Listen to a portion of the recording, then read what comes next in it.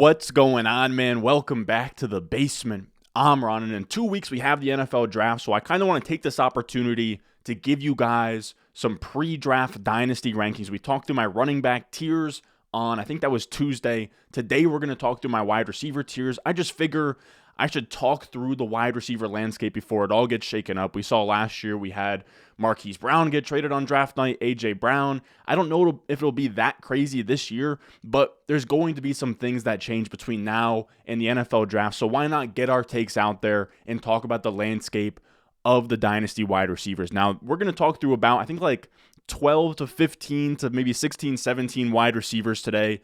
If you want, I have I think 100 wide receivers ranked for Dynasty leagues, like 90 running backs, rookies included, all of that on the Patreon, patreon.com/Ron Stewart. You'll find that down below in the description, down below at the top of the comments. It'll be pinned there.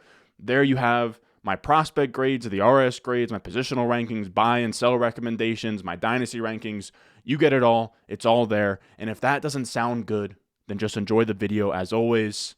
Make sure to leave a like, subscribe. Let's go. Thirsty, trying to choose. I know I'm pretty cool. My nitty bag. Now, as always, these are tiers, okay? They're tiers for a reason. This is how I view the Dynasty landscape.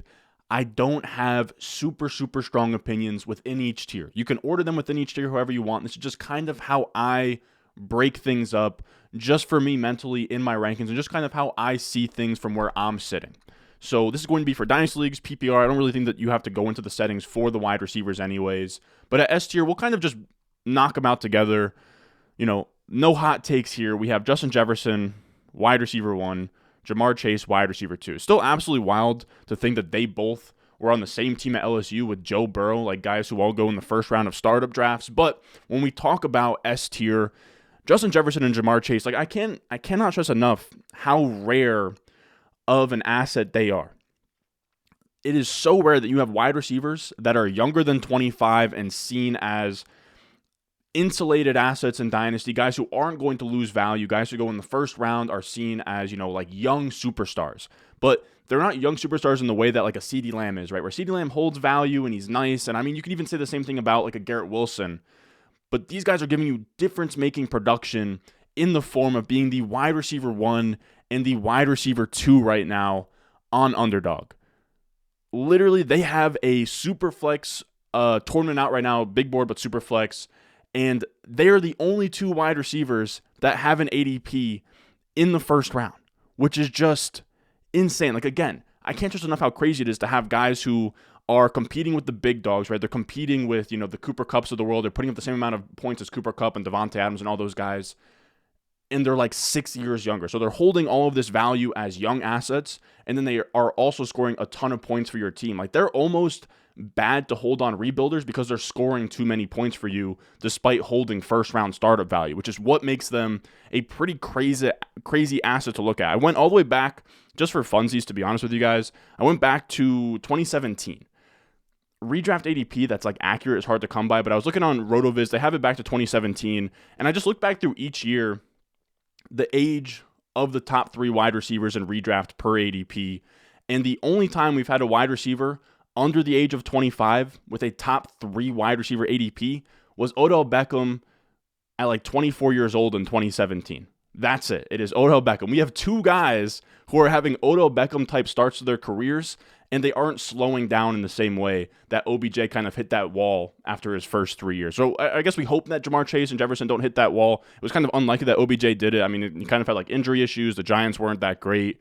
I think that OBJ was a little bit more diva-ish than Chase and Jefferson. And I also want to say, I got a comment on last video, like, why would we be looking at redraft ADP in April? Why is it relevant?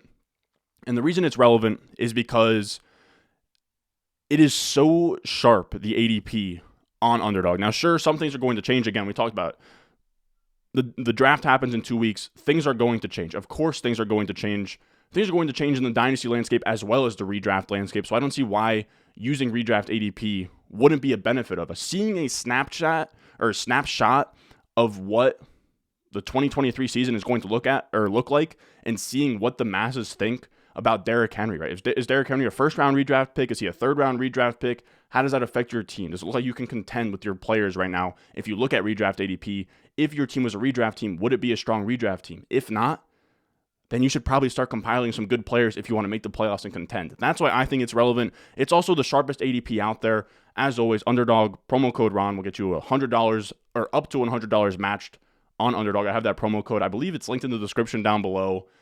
But this contest, as of right now, has 37,836 people, $10 a pop already in there. That is over 3,000 redraft leagues with money on the line in March. That is as good as data as you're going to get even in the summer. Like in the summer, like 3 years ago, we weren't even getting that kind of data on ADP. So I think that it's relevant. I think it's something good to look at. But even if you don't want to look at that, we can just look at what they've done since they came in the league, and it's just absolutely wild to look at. This is points per game since 2020, right? So this is when Justin Jefferson was drafted.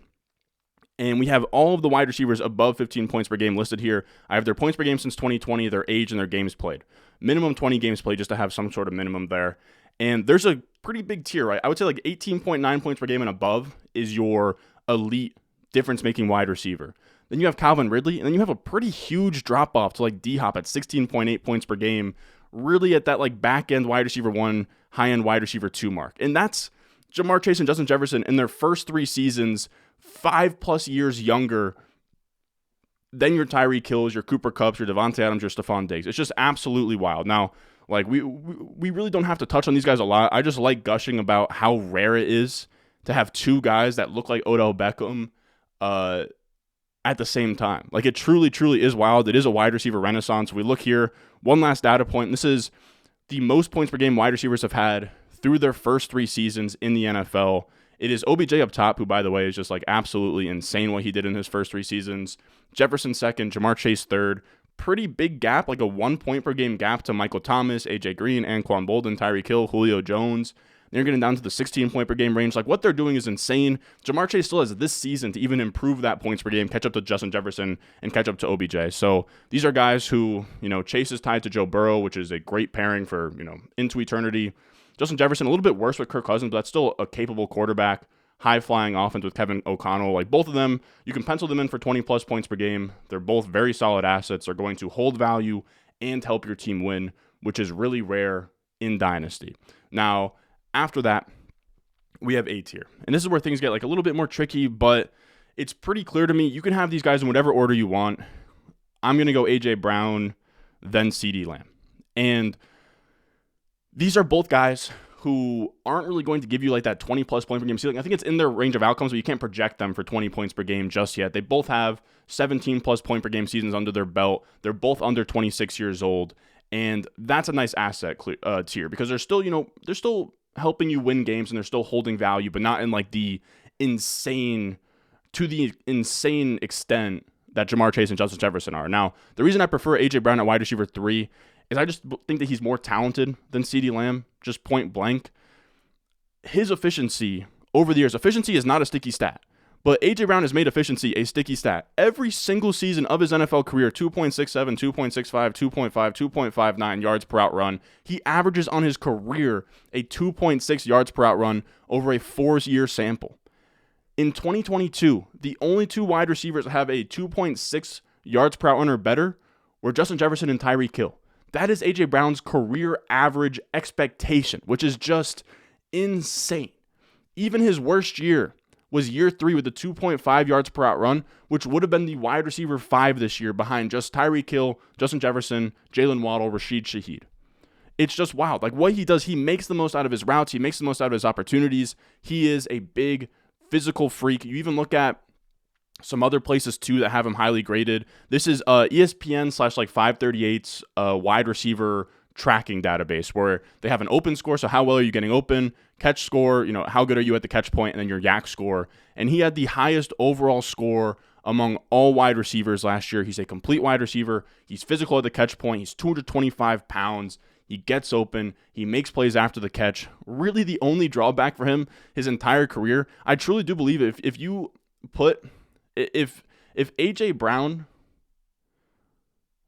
I feel like I'm getting too wild with this, but if A.J. Brown was put on the Bengals like Ja'Marr Chase was, or he's put on the Vikings like Justin Jefferson was, I don't think that he would do exactly what they did, but I think that his numbers would look better. He'd probably have a 20-point per game season by now, is what I'm trying to say. He's been held back by volume his entire career. I think the Eagles were like bottom half of the league. The Titans are always bottom half of the league. So he's never been in an offense where they've been like top 10 in pass attempts. You get A.J. Brown in an offense where they're top 10 in pass attempts, and it's instant fireworks. Now, the reason I don't mind betting on that is, yes, Goddard is there. Yes, Devonta Smith is there. Yes, they passed the ball a league like bottom half, but their passer over expectation was still pretty good. Their defense can regress. They had like a top 6 defense last year. If the defense regresses, right, Fletcher Cox is getting older, Brandon Graham's getting older, Bradbury's getting older. If things fall off for the Eagles here in like the next 2 years, where the defense is more, like somewhere in like the, 15 to 25 range instead of top 6, then the Eagles just fully unleashing Jalen Hurts, passing the ball, 30 plus times a game and airing it out. That's in the range of outcomes. That's a scenario that can happen, but again, you need sort of like outside factors to get there. Regardless, though, with A.J. Brown, I just want to bet on the talent that is A.J. Brown. Now, again, if you want to have CeeDee Lamb ahead, that's completely fine to me. He is 2 years younger, similar production, so I completely get it. I will say, people sort of see the Cowboys as this high-flying offense. They only had 20 more pass attempts last year than the Eagles. They were also like bottom half of the league, so their volume wasn't crazy. McCarthy's coming in. He's going to want to run the ball more. I wouldn't treat CeeDee Lamb as a guy who's going to be on an offense with like top 5 most pass attempts like the Cowboys were. I want to say that was 2021 when they really aired out the football. Maybe something similar can happen for them. They also had a really elite defense last year. Maybe that also regresses, and that would be the scenario for them to air the ball out. Now, regardless, CeeDee Lamb's not even 25 yet. He has a 17-plus point per game season under his belt. He was 8th in targets per out run last year, 11th in yards per out run. He had 100-plus receptions last year. He's the number 1 option for Dak Prescott. There's no Dalton Schultz. Brandon Cooks is there, but there's not really anybody to challenge him for that number 1 wide receiver chair, so he should be just fine. Now, after that, we have B tier, and this is largely guys who have yet to hit a 17-plus point per game season over an entire career, over an entire season, and our second-year wide receivers. And here at wide receiver 5, I'm going to go with Garrett Wilson. Through just 1 year at 22 years old, he looks like he could be a stud. Like if I wrote a little piece earlier and I honestly skipped over because I didn't want to say it, but if we're talking about guys that I think can join Jefferson and Chase in that tier, or, being a tier between the top 2 in A.J. Brown, CeeDee Lamb, to me, it's Garrett Wilson, it's JSN, who we'll talk about in a little bit, and it's Marvin Harrison Jr. Just guys who, this Ohio State factory, like, can kind of compete with this LSU factory that we're seeing here. They all seem to just be really, really good on the rise right now. And Garrett Wilson just has a special profile after year 1, man. He comes into a spot last year, and say what you want about Elijah Moore now, but if you look at Dynasty ADP, at that back half of wide receivers, like right now we have like Christian Watson, Treylon Burks, George Pickens. Last year, that same tier was Devonta Smith, Amon-Ra St. Brown, Elijah Moore. Elijah Moore was seen in the same bucket as Amon-Ra St. Brown and Devonta Smith. Of course, he flamed out in year 2, but that was partially due to Garrett Wilson coming in on day 1 and essentially taking his lunch money from day 1. Joe Flacco starting in week 1. He out-targets Elijah Moore, looks better, everything, and he established himself as the wide receiver 1, fantasy producer, stud, rookie of the year, with 4 different quarterbacks on a bad offense. And he just does everything that I want in a young wide receiver. He is getting open. He demands targets. His midseason reception perception numbers are absolutely bonkers. This is from his midseason report. He said, Wilson, 78.4% success rate. This is from Matt Harmon. I know he did an end-of-season one, but we don't have anything to compare his stats to because the full 2023 isn't even out yet, or 2022 isn't even out yet. So you can't really see where his press ranks or where his man ranks. I don't think his numbers were all that different, but really the gist to get from this is that his 78.4% success rate versus man would have been just between A.J. Brown and Justin Jefferson among guys sampled last year. So that would be a top 3 success rate versus man, and his 82.8% success rate versus press would have ranked 4th best. So these are top 5 numbers in reception perception. Of course, it's a smaller sample, but the full sample came out and the numbers were pretty much similar. He cleared 80% success rate versus press, which only Lamb, Michael Thomas, Tyreek Hill, Jamar Chase, Justin Jefferson, OBJ. Those are the only 6 other wide receivers to clear 80% versus press in their first season. Garrett Wilson is in special company. We can even look at his yards per out run or his targets per out run versus press coverage. The only wide receiver in the NFL to clear a 30% He gets open versus press. He gets open versus man. He is a monster. Now, I know some of the guys, or not some of the guys, but I know some of the guys on Twitter don't see Garrett Wilson as the wide receiver one in the 2022 class. They prefer Drake London. They prefer Chris Olave. They both had better yards per out run. They both had better targets per out run than Garrett Wilson, and I completely get that. But we have to factor in the offense for Garrett Wilson. He had absolutely awful quarterback play, and I know that Drake London didn't have great quarterback play. I know Olave didn't, but it was truly awful for Garrett Wilson. He was 92nd in catchable target rate, with 63.9% of his passes being catchable. London was at 79.5%. Olave was at 75.6%. That is a full 12% or more of passes thrown their way being catchable. Like the quarterback play was truly awful. Also, if you go to passers last year, you sort by like yards per attempt, which is like a decent measure of efficiency. You're going to see Andy Dalton was like top 10 in yards per attempt last year, and the Jets were like bottom 10. So they had more efficiency to work with in their offenses. Garrett Wilson was really hamstrung. Now, if we want to sort of control for quarterback play, for offense, we look at PFF grade, which is just based on PFF guys watching the film, looking at that one player, how good does he look, and expected points per game. So based on the amount of targets that you commanded in your games, how many points per game should you have scored regardless of your efficiency? So that sort of takes out quarterback play. And when we take out quarterback play, he just absolutely shines, man. He just looks absolutely insane on this chart. Now, this is every rookie wide receiver with an 80-plus PFF grade, which, by the way, is kind of a cheat code. Every wide receiver on here with an 80-plus PFF grade has a top 12 point per game season besides Terry McLaurin and Brandon Ayuk. They are silver and gold wide receiver prospects. Everybody that's elite and above has a top 12 season, and Wilson, Olave, and London all fall in that bucket. Garrett Wilson, the highest of the group. I believe that's like the 6th highest PFF grade we've ever seen from a rookie wide receiver, and his expected points per game on this list would be behind just OBJ at 14.7. He was commanding a ton of volume in the games that he was playing. The target per out run wasn't great, and the target share wasn't great, but that was really just kind of like the offense was tough.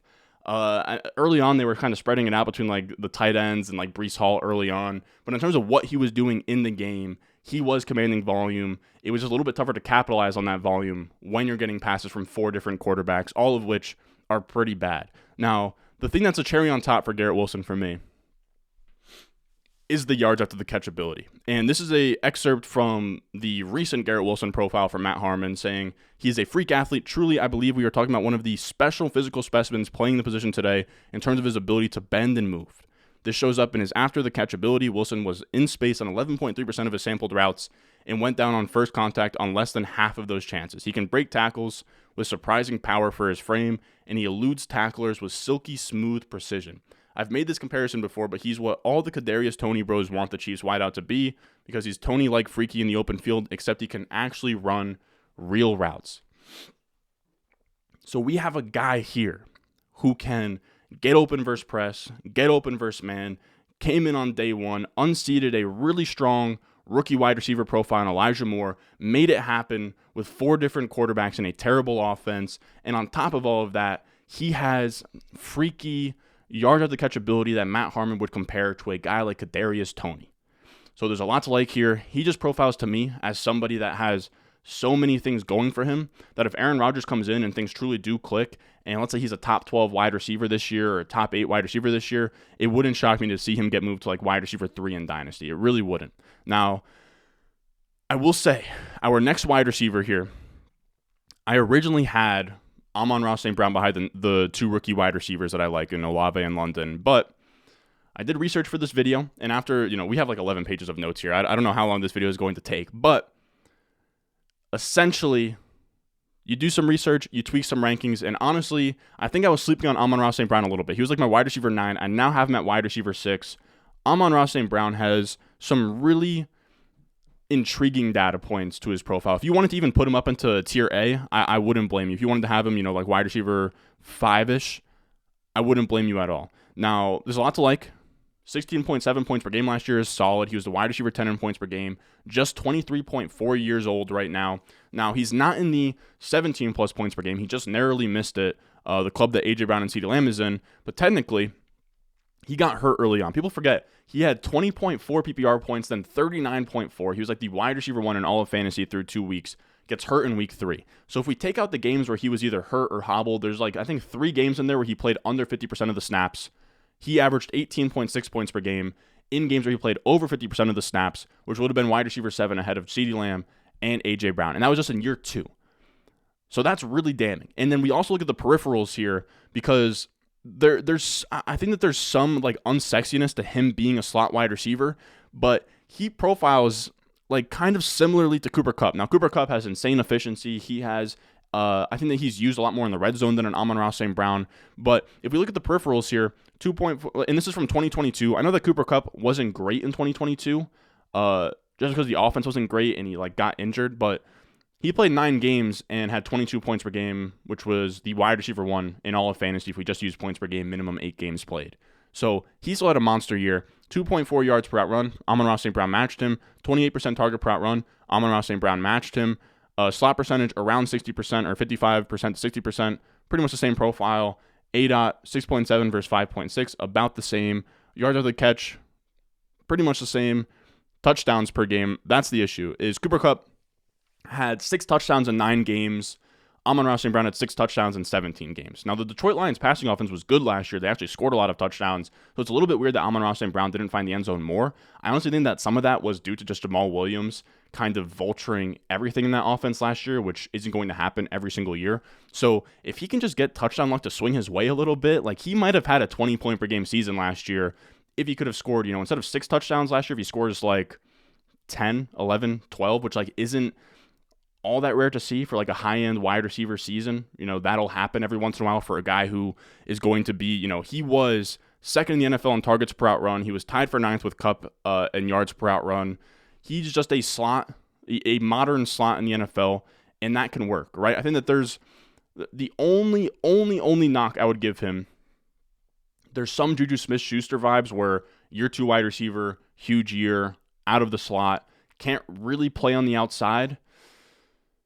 So that's the only concern, but I also don't really buy it. It's not like he had Antonio Brown in his offense taking everything. Amon-Ra St. Brown was the leading wide receiver on that team, and he was a monster week in and week out. So really the only concern here is, can he make that next step from, like Keenan Allen, like where Keenan Allen is right now is like a 16-point per game guy out of the slot. Can Amon-Ra St. Brown go from that to, your Cooper Kupp 20-point per game, just slot dominator / monster? I think that's in his range. I do. So that's why I have him this high. Again, the only real concern is that being a slot-only guy, does that magic fall out from underneath him? I would bet probably not. Now, after that, we have our rookie wide receivers. And all of that Garrett Wilson praise we did earlier isn't really to disparage the other 2 rookie wide receivers. They are both great. I have him in this tier literally, 2 spots away from Garrett Wilson. So we'll put Chris Olave at wide receiver 7. We'll put Drake London at wide receiver 8. And here's the deal. I prefer Garrett Wilson because I just think that he has comparable route running to Chris Olave. He's much better after the catch than both of them. And he just feels like he has this profile to be a very, very special wide receiver where he wins after the catch, he wins at the catch point, he wins with route running. He's very, very smooth. His year 1 was amazing. And I would just rather chase that. Like Chris Olave to me, and again, these are guys that I have as top 8 dynasty wide receivers. I still talk about them glowingly. They are still very, very strong. But in terms of their profiles, you have a guy who can kind of like do it all, every part of the field, especially yak ability, gives him like a huge efficiency of ceiling. And then you have Olave, who's more of like a downfield possession guy, but that can give him a lot of efficiency with a high ADOT, and if he scores touchdowns, that's fine. And Drake London's not going to do a ton after the catch, but he's a nice contested catch wide receiver, your prototypical X type that I'm fine chasing in Dynasty. Now, I will say, it's also worth noting that Garrett Wilson is getting wide receiver 1 treatment in Dynasty. You look here, he's at the wide receiver 9, or not in Dynasty, in redraft. He's the wide receiver 9 in redraft ADP. He's actually ahead of Amon-Ra St. Brown. He's ahead of Jalen Waddle, ahead of Olave, literally just behind A.J. Brown and CeeDee Lamb. Now, Olave is not too far behind, and that's kind of where me putting Chris Olave at wide receiver 7 starts. Because when we look at Olave, he's a stud, London's a stud, but London's going to be much further down this list, right? And that's just because his offense doesn't have a ton of passing volume. His quarterback isn't Derek Carr. So I think we look at 2 guys that have similar year 1s and similar like projected upside after that. My tiebreaker would just be the guy that you can project to be a top 12 wide receiver versus a guy who can be projected as a wide receiver 24 type. I would just rather a guy who can score me more points now, because if you just keep on waiting for points to come, you kind of get a DJ Moore type profile, or maybe you get like one back end wide receiver, one finish, but nothing too crazy comes out of that. I'd rather get the points now. Now, when we're talking about both of these rookie wide receivers, they're both very, very good. Let me bring this up real quick.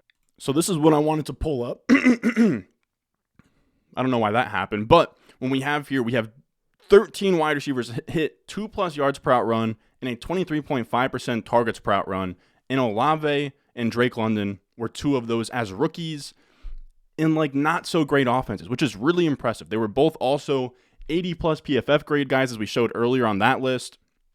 This is the first year that I have in my database where 3 wide receivers in the same class hit 80+ PFF grade. This is a special wide receiver class. I wouldn't let any outshine the other. Like, I know I have Garrett Wilson here.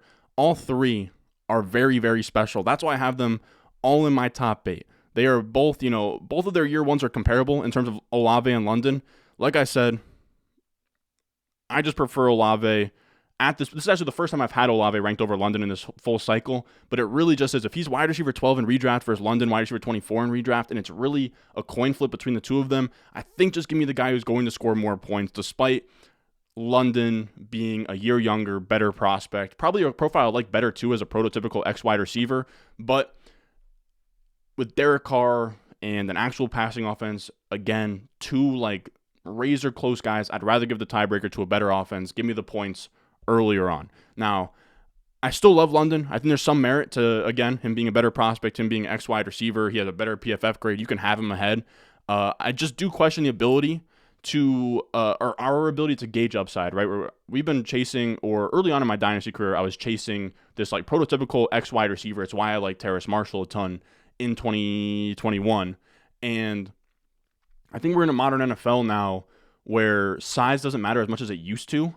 So, and we even saw with like Cooper Kupp, who is like this slot wide receiver. We've always sort of, Wes Welk or Julian Edelman, these slot wide receivers, they don't have a ton of upside. Maybe they'll be like back end wide receiver 1 guys. We've sort of seen that mold broken now.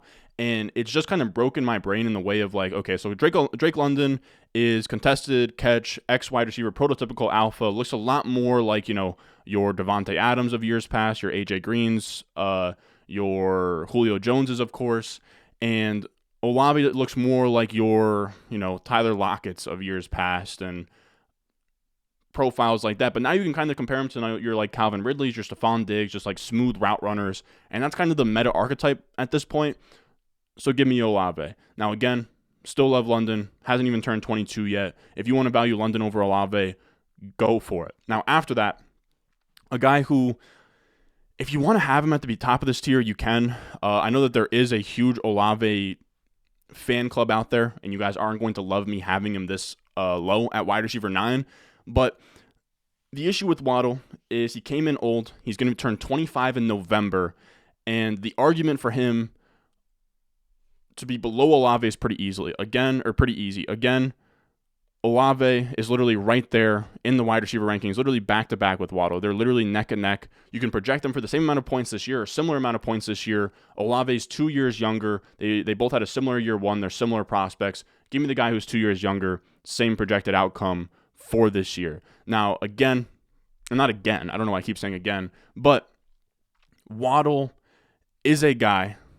He didn't hit the 80+ PFF stuff, but he is sort of this monster where we've seen him command targets already. He had, I believe, over 100 receptions in his rookie year. He's crazy dynamic with the ball. He can be really efficient, and he was really just held back by Tua's injuries last year. As much as he didn't really hit that 17+ points per game we're looking for in this tier, he kind of did. If we just look at games where Tua actually played and had 15 or more pass attempts in, which I think is like a fine threshold for a game that Tua actually started and like didn't leave early or whatever, he averaged 17.9 points per game, which would have put him right in line with your A-tier guy. So I'm completely open to that, but the reason I don't have him up there is he is older. He's 25. He's not the top dog in his offense, right? He has Tyreek Hill to compete with. He doesn't have, Dak Prescott, Jalen Hurts, I think are much better quarterbacks than Tua. Tua has injury issues.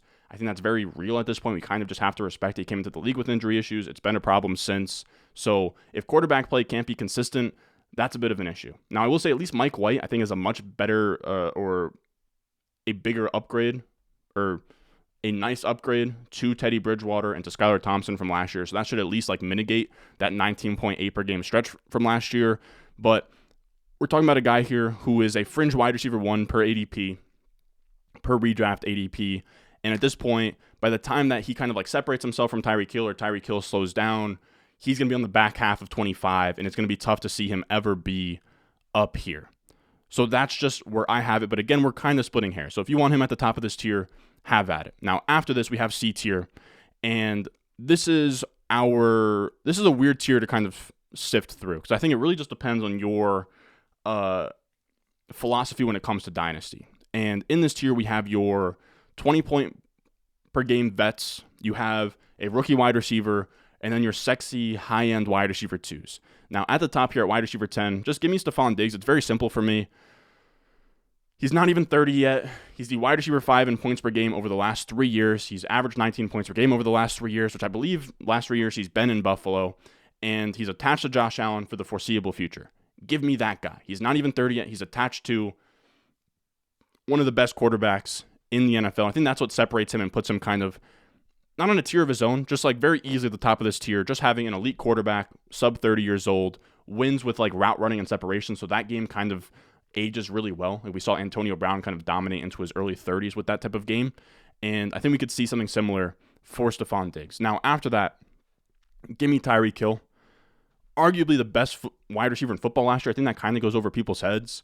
He was the only wide receiver with over a 30% target per route run. He was the only wide receiver with over 3 yards per route run. He led the league in both categories, which is insane, right? To command volume and be that efficient on a per route basis is wild. He's not even 30 yet. He's playing some of his best ball. Now, he even got held back, not to the same extent as Waddle, but he got held back in a similar way where, his splits were 21 points per game with Tua, 17.7 points per game without Tua. So not as big as a drop-off, but something that'll sort of bring his numbers down a little bit. 21 points per game with Tua is a pretty crazy number to have. I think I caught that fly. Jeez, dude.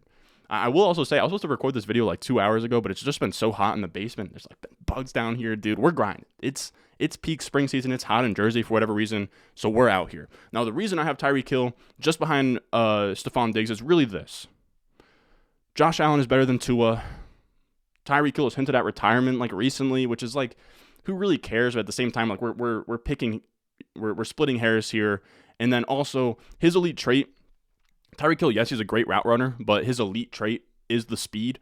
And as we approach 30 and get past 30, I just have some concern that if the speed goes away, I don't know if he'll be as special of a wide receiver without it. Maybe he will. Maybe he's developed enough of a route running package and everything to be just fine after the, fourth gear that nobody can catch up to is gone. We'll see. But that's just where I'm at when we split hairs here. Now, I think that there's a little bit of a gap because I think Cooper Kupp and Devontae Adams are similar assets to these two for me, but I think that these guys are just a little bit more locked in, sub 30 years old. Tyreek Hill coming off the best season of pretty much his career, to be honest with you. And then Stephon Diggs attached to Josh Allen for the foreseeable future. A little bit more uncertainty where like Devontae Adams has Jimmy Garoppolo for a year, maybe Will Levis, maybe Anthony Richardson. They draft somebody. Cooper Kupp, we don't know what's going on with Matthew Stafford and his back, and if the Rams are going to suck for a really long time after trading all their picks away and selling their souls. So that's a difficult part. And Cooper Kupp's coming off an injury too. Now, where I have it split is between those 20 point per game guys. We have JSN.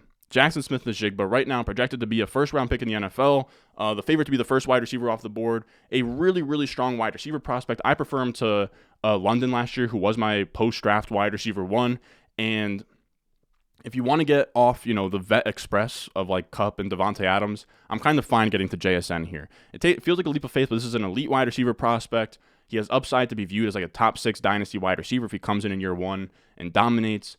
Had a really strong year 2. Reminds me of Jamar Chase, where Jamar Chase went toe-to-toe with Justin Jefferson. JSN went toe-to-toe with Garrett Wilson and Chris Olave in the same offense. He could come into the NFL, be really special. He has insane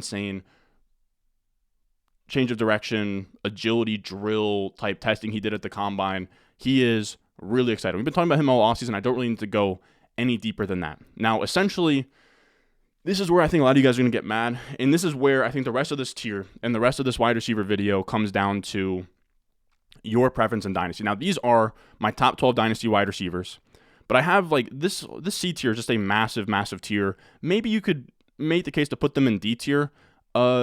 this next year. Actually, let's do that. Because I think I'm very firm about these three being up here.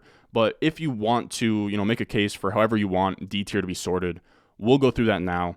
And this is your 20 point per game guys versus your sexy high-end wide receiver twos. The way that I have this shaking out is I have Kupp, I have Devontae Adams, I then have T. Higgins, Metcalf, Devonta Smith. And I think a lot of guys might even want T and Devonta Smith to be like in this area. And this is just what it comes down to for me. When we look at these two asset classes, we have Cooper Kupp and Devontae Adams, the only two wide receivers to average 20-plus points per game since the 2020 season versus your high-end sexy wide receiver twos. And this comes down to, first of all, the caveat is they're all in the same tier. Of course, if you're rebuilding, you're not competing, you can put Kupp and Devontae Adams at the back half of this tier. But I'm under the assumption that hopefully in all of my leagues, I'm trying to make the playoffs, trying to win. I think it's the best way to go about Dynasty. I had a couple teams last year that were like very firmly rebuilders. I had like 8 that were contenders. Get to the playoffs in all of them. Let chaos happen. Maybe you have a bad team that limps into the championship. You have Mike Evans chilling out in your flex spot and you win. That's something that happened for me in one of my leagues. I got really lucky this year. I won 3 of 11 Dynasty leagues. I just want to be in the mix every single year. So in a vacuum, give me Kupp and Devontae Adams because they give you a better chance to be in the mix. When we look at wins above replacement or like value over replacement, this is what we looked at in our trade target video last week. And if we look here, top 6 wide receivers average about 20 points per game, which gives you a 3.3 point advantage over wide receiver 7 through 12. That range averages 16.9 points a game, just a 1.5 point per game advantage over your 13 to 18 wide receivers, and then 15.4 points per game, just a 1 point per game advantage over 19 to 24. So the only spot you're really stacking up a real advantage is at the top at 20 points per game. That's what Kupp and Adams offer you.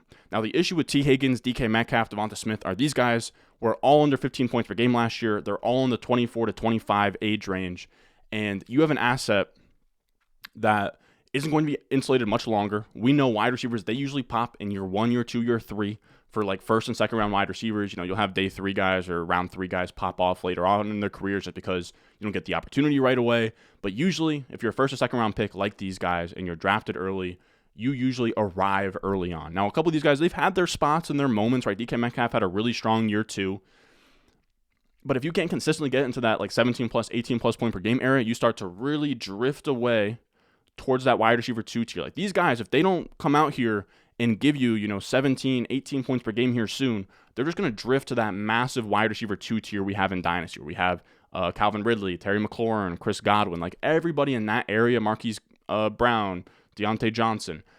They're going to slowly drift back that way if they can't find a way to give you meaningful production. And these are all guys who were under 15 points per game last year, are outside the top 12, or not outside the top 12, I believe. They're like fringe top 12 wide receivers per underdog ADP.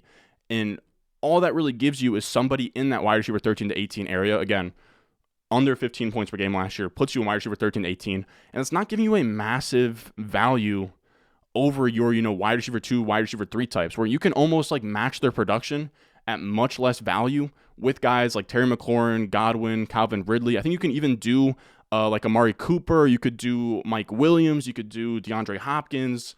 All these guys that are much cheaper for similar production. So the issue I have with these like shiny, sexy wide receiver 2s or high-end wide receiver 2s is that if they don't give you a top 6 finish soon, they're going to keep losing value. And at the same time, they're not giving you massive value over replacement to win a championship. So they're like this tweener asset for me that I don't love. So that's why I view Kupp, Devontae over them. Just give me the guys who, yes, they're going to lose dynasty value as well, and probably more and probably faster. But it's kind of a candle that burns twice as bright, burns half as long type of thing. Give me the guys that are going to help me win in a window instead of just like this prolonged period of being like fine. That's just sort of how I view these wide receiver asset types. Now, like if you like one of these guys, like fine. I mean, they're in tough spots, right? T. Higgins has to compete with Jamar Chase. It's going to be tough for him to ever get there. Devonta Smith in a low volume pass offense next to AJ Brown will be tough for him to get there. Maybe you see that with DK Metcalf, but he is next to Tyler Lockett.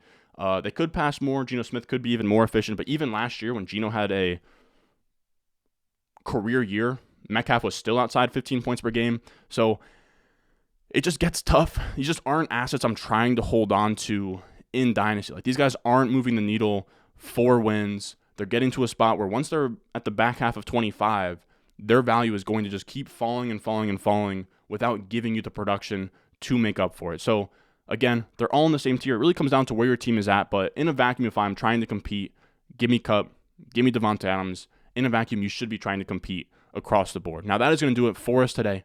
That is our official Dynasty wide receiver tiers.